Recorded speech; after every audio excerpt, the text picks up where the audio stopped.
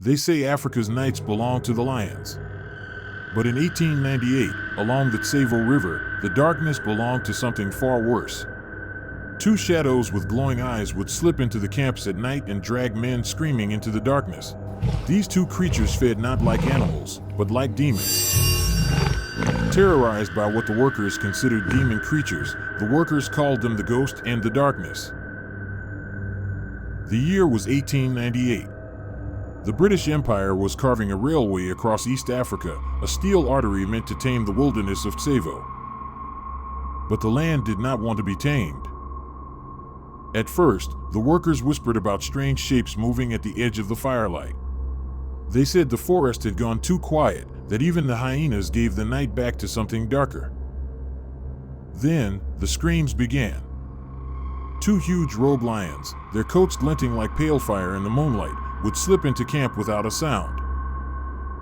Then, without warning, they dragged men from their tents, leaving nothing but torn canvas and a trail of blood. At dawn, the remains of their victims were found just beyond the camps, torn and gnawed beyond recognition. The men named the two animals the ghost and the darkness. These two male lions were unlike any lions the workers had ever seen. They weren't ordinary hunters. They didn't kill for hunger alone. They seemed to prefer human flesh. When the camp was fortified with thorn fences and blazing fires, the lions would leap the barricades.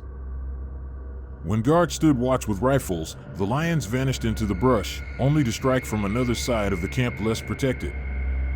The two animals hunted together, almost with human intelligence, circling, flanking, and dragging the living into the night.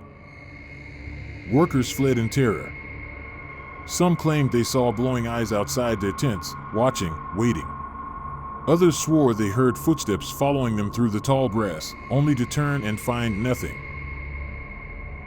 During that year, the railway nearly collapsed, not from lack of steel, but from fear. Lieutenant Colonel John Henry Patterson, the engineer in charge, became obsessed with stopping the creatures. He set traps. He built hunting blinds. He waited in the trees with his rifle. And still, the lions came. For 9 long months, they seemed to toy with him. By Patterson's account, the two rogue animals took a total of 135 lives. Finally, in December, Patterson managed to wound one of the beasts. It came for him anyway, charging through the brush with a roar that seemed to shake the earth. Patterson fired again and again until it fell. The camp cheered, until they realized the second lion still prowled the night. Weeks later, Patterson tracked it down only to find that the lion was hunting him. For hours, it stalked him through the tall reeds, a shadow circling closer. When he finally brought it down, the ground was soaked in blood, his and the lion's. The nightmare was over. The skins were later sent to the Field Museum of Natural History in Chicago, where the lion-stuffed remains still stand today. But visitors say they feel uneasy looking into those glass eyes, as if the beasts are not dead but only waiting. Scientists discovered one lion's teeth were filled with infection, making it too weak to kill normal prey. But that doesn't explain their cunning, or why they kept hunting men when other food was near, or why they would hunt and leave the remains uneaten. In Tsavo, the locals still whisper that these weren't just animals at all, but rather cursed spirits. Ancient demons, guardians of the land, sent to punish those who dared cut a railway through sacred ground.